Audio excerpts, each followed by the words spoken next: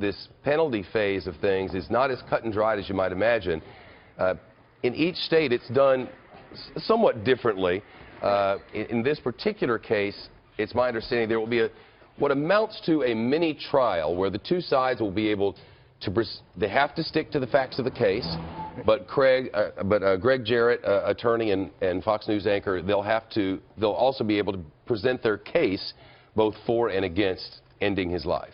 Yeah, in the guilt phase, which just ended, the defense didn't put forth an insanity defense in a convention. They didn't even put forth officially a diminished capacity defense.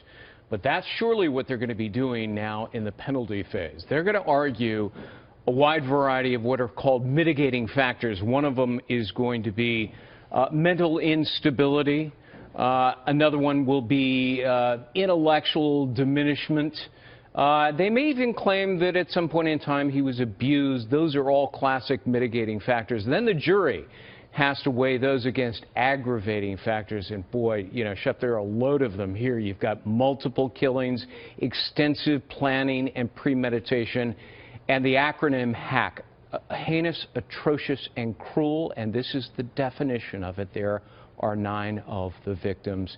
And, of course, the last person they heard from was the survivor.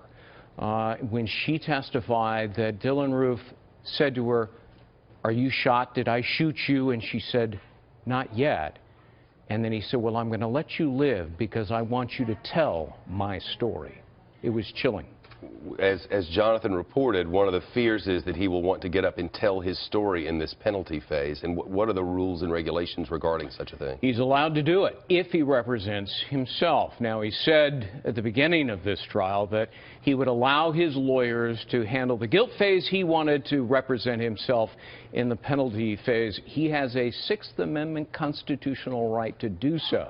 The judge, I think, is hoping here that he'll reconsider, allow his lawyers to make the arguments and question the witnesses and so forth. But if he represents himself, Shep, you're going to see a situation in which, you know, family members of victims and indeed the survivors during the impact portion of the penalty phase are testifying on the witness stand. And you've got Dylann Roof representing himself, questioning them. That does not work well in front of a jury. And making a sort of grand political statement about his views, no matter how abhorrent, is something that's allowed within the scope, or does it have to be within the scope of the case? Well, the judge has to give the accused great latitude and discretion because, you know, the judge doesn't want to create an appealable issue in the event that he's sentenced to death. So, you know, the judge can't allow this to turn into a complete circus, the penalty phase, in which Dylann Roof is harassing and ridiculing and mocking the survivors and the family members of the victims. So it's a delicate balance that this judge has to strike. Yeah, it is indeed, and we'll report on it with caution and care. Sure. Thank you, Gregg Jarrett. Appreciate it.